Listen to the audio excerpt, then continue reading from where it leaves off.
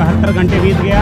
यहाँ पे पुलिस प्रशासन मुर्दाबाद, पुलिस प्रशासन मुर्दाबाद। जनपद में ध्वस्त लॉ एंड ऑर्डर को लेकर शनिवार को कांग्रेस प्रदेश अध्यक्ष अजय राय के निर्देश पर कांग्रेस जिला अध्यक्ष अभिषेक सिंह राणा के नेतृत्व में सैकड़ों की संख्या में कांग्रेसी सड़क पर उतरकर हाथों में तख्तियां लिए पैदल मार्च करते हुए एसपी गेट पर ध्वस्त कानून व्यवस्था के खिलाफ पुलिस अधीक्षक कार्यालय के बाहर घंटों सड़क पर बैठकर जमकर नारेबाजी करते हुए विरोध प्रदर्शन किया गया। जिलाधिकारी के माध्यम से महामहिम राज्यपाल को 3 सूत्रीय ज्ञापन भी सौंपा गया। आपको बता दें कि शहर में विगत दिनों सर्राफा व्यापारी से हुई दिन दहाड़े करोड़ों की लूट का खुलासा न होने पर वह जनपद की ध्वस्त कानून व्यवस्था को लेकर कांग्रेसी मुखर हुए थे। आइए सुनाते हैं कांग्रेसी नेताओं का वह बयान जिसमें पुलिस अधीक्षक और पुलिस प्रशासन पर करारा हमला बोला है। पुलिस या जुल्म और अत्याचार के विरोध में आज जनपद के उस पुलिस अधिकारी के कार्यालय के सामने बैठे हुए हैं जिसका ये पेशा है कि जब सत्ताधारी लोगों के दलों के लोग पुतला फूंकते हैं हमारे नेता का तो पुलिस ताली बजाती है, और जब सत्ताधारी लोगों का पुतला कांग्रेस के लोग फूंकते हैं तो उन्हें जेल भेजा जाता है। आज हम ऐसे अधिकारी के दरवाजे पर बैठे।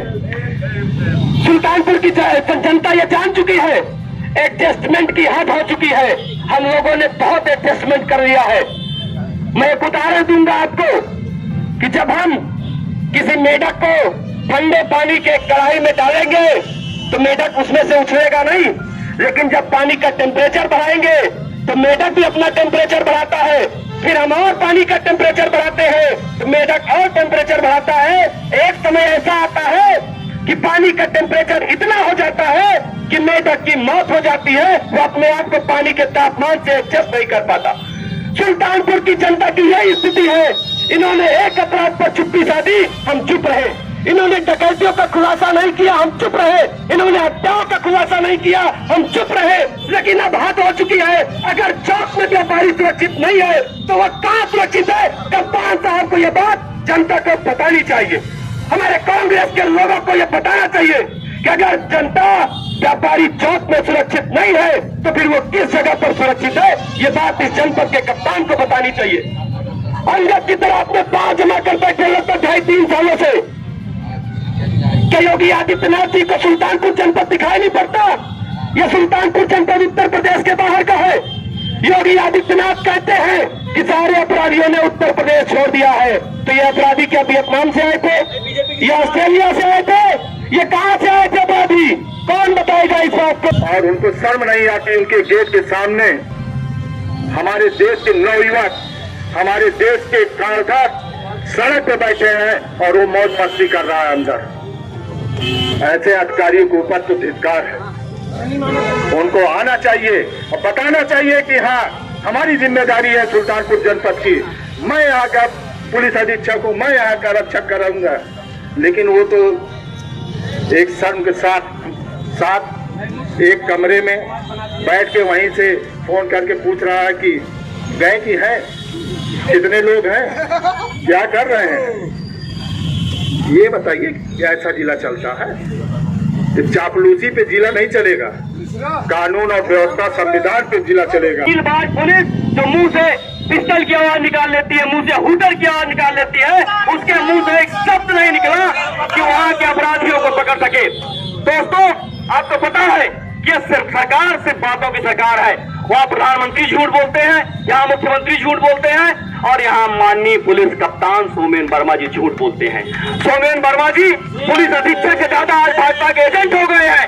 मुझे तो लगता है अगर उनका ट्रांसफर नहीं होगा, मुझे तो लगता है अगर पुलिस अधीक्षक का ट्रांसफर नहीं होगा तो अगले लोकसभा या विधानसभा के भाजपा के प्रत्याशी होंगे सोमेन वर्मा जी, क्योंकि वो प्रशासनिक क्षमताओं को भूल के सिर्फ राजनीति कर रहे हैं। सुल्तानपुर में कोई नया संविधान आपने बना रखा है क्या सोमेन वर्मा जी? सुल्तानपुर के पुलिस अधीक्षक भी इसीलिए आपके योग्यता पे प्रश्न लगता है कि आपने या तो पढ़ा नहीं या तो किसी कोटे से आप IPS बन गए होते। देखने में आप विकलांग भी नहीं है, लेकिन कार्यशैली शायद आपकी विकलांग जैसी है।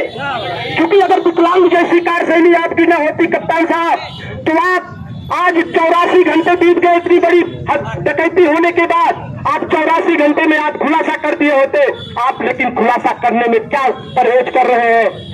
कितना मैं कहना चाहूंगा, क्योंकि हम लोग नारे लगाते हैं जब कोई घटना होती है कहीं न कहीं से पुलिस का हाथ रहता है, पुलिस को हिस्सा देता है। आपको बता दें हमारी संख्या कम ना आती है, हम कांग्रेस के लोग हैं, हम आपकी गोलियों से नहीं डरते, हम आपकी लाठियों से नहीं डरते, हम लाठियां खाते भी है, चलाते भी है। आप रोड रोलर चलवा दीजिए, अगर यहाँ बैठा हुआ कोई कांग्रेसी उठेगा तो मैं आपको बुलाने के लिए तैयार हूँ। यहाँ से बैठा हुआ कोई कांग्रेसी नहीं उठेगा। एक बात कही थी कि कप्तान साहब यहाँ पार्टी बने हुए हैं।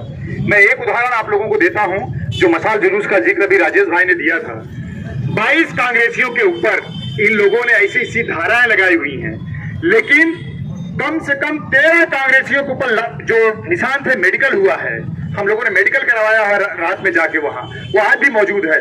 लेकिन कप्तान साहब से मिलने के बाद कप्तान साहब ने कहा कि यहाँ के कप्तान हम हैं, सुल्तानपुर के कप्तान हैं, यहाँ क्रॉस केस नहीं होगा।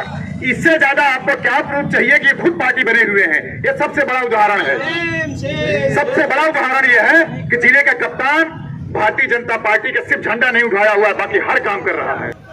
देश दुनिया की ताज़ा तरीन खबरों से रूबरू होने के लिए सब्सक्राइब कीजिए NN भारत।